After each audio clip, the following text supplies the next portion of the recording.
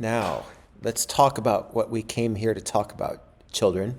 The Osmose, which I had a fortunate opportunity to play one for several weeks. And so these are my, presumably supposed to be, my initial thoughts about it. My overall reaction to it is I love it. Very good, all positive, 4 3/4 stars. Just because I'm an asshole who refused to give you that last little piece of a star. I'm just a tough critic. That's all. That's all. Absolutely do want one still, but don't need to have it immediately at the same time because it has given me some ideas that will be able to benefit the way I work and the kinds of things that I design for myself over the next couple of years or whatever before I'm in a good enough place to order one. So that's all a net positive. I'm very happy about that. So as far as playing the Osmose, again, it's a dream keyboard of mine. Always have dreamed of a keyboard where each note has its own continuous detection of how hard you're hitting that note, and you're really in control of. You can play several notes at a time, but still continuously be in control of the intensity of each note that you're playing. You can, slowly fade something out of a chord and slowly bring something in, gradually, morph your voicing into another voicing.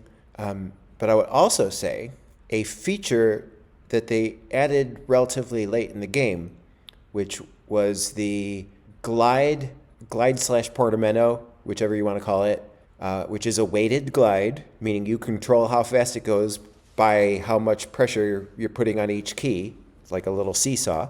And setting that to be over a limited range and being able to set that to different limits. Like I don't know if it goes over an octave. The highest ones I saw on the machine were set to an octave and then as little as a half step. The half step and whole step ones are perfect for imitating an ensemble.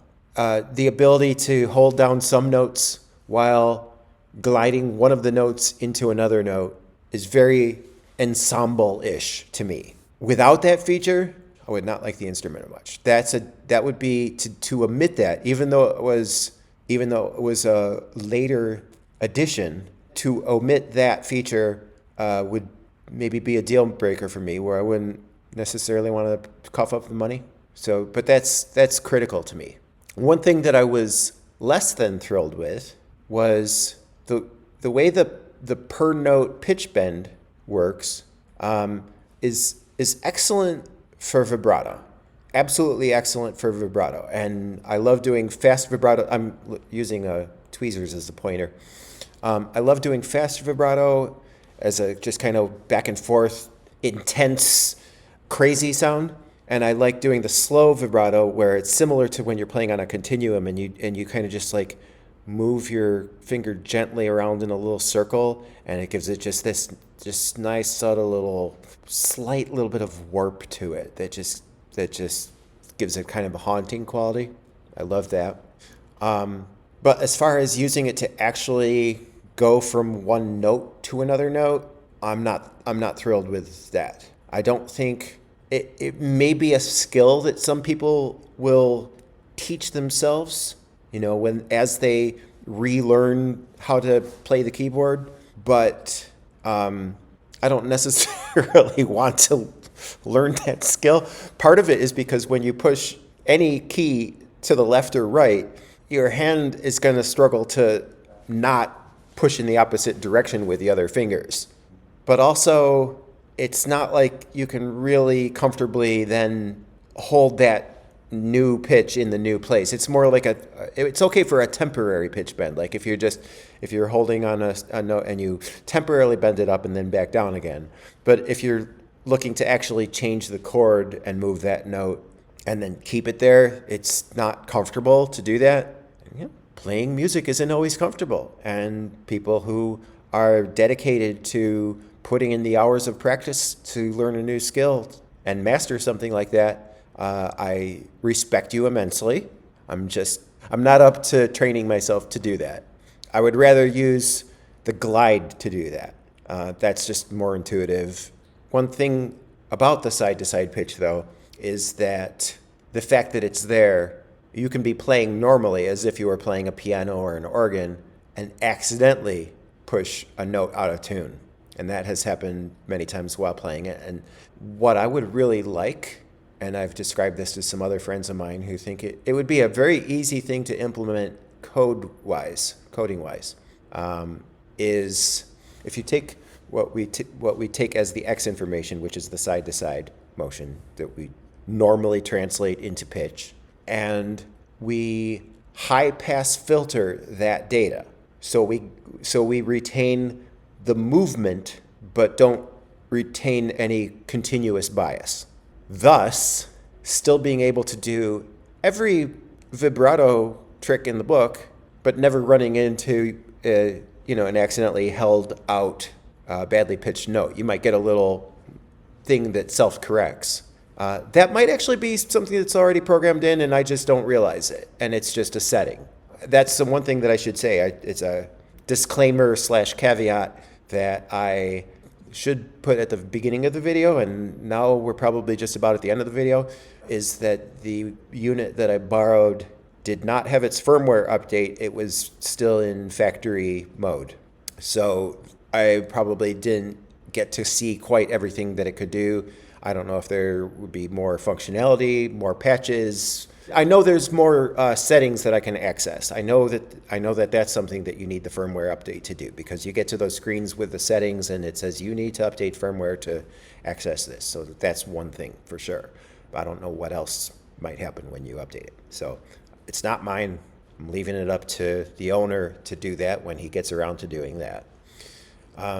And fortunately, if I really want to use it again to record something, I can go over there and he's more than happy to let me borrow it for that. So I basically have access to an Osmose. I'm not going to long-term be keeping it in my space. Now, another thing is when I was hearing about it, before I had tried it out, and people were pointing out that there are actually two separate ranges of pressure, that there's the initial how far down you go down to this like landing pad, and then you press a little harder to go into aftertouch. It's not one continuous thing. It's up to a point and then down from that point. And you can definitely feel when you're at that point where it's shifting into aftertouch. When this was just a concept to me and I was only hearing about it, I was thinking, I'm not sure about that. My idea would have been just to have the whole range be a range. Why would it have a point in the middle where it changes from one thing to another thing? Just have it be the whole thing be a pressure all the way down from the very smallest amount to the hardest you can press it. But I think it is convenient having that point in the middle that you can feel, which is sort of like the average or standard amount of pressure, I guess. And it's probably convenient if you're holding a full chord, because you don't have to try to get all your fingers to, it's easier to get if you want a consistent level between several notes that you're playing at once, it's easier to do that without having to make adjustments. So it's there, and I think that is helpful, actually. I'd be curious if there could be multiple levels. Why not? Why have just one? Maybe have multiple points on the way down that you can feel you've reached that point, and then the next point down below that. I wonder if that would be a possible thing. I wonder why they went with it the way they did what they did. But I think it's good. Just because we're talking about this pitch being able to go out accidentally, there's some really, really nice electric piano sounds in this. And I was a little frustrated that I had to be careful not to play them out of tune because the whole idea of a piano is that it's in tune no matter what you do. And so to be able to play an out of tune note on it made it a little extra challenging, but That's just kind of like a side note. But the actual sounds of those pianos were very good. But there's a lot of things that can imitate an electric piano very convincingly. I have this instrument whose brand and model I dare not speak, for I do not wish to. Never mind. Yes, I have a DX7. Anyway, what else do I have to say? Do I have to say anything at all? Can I just hit stop? Of course I can. You probably already hit stop 20 minutes ago. All right, over and out.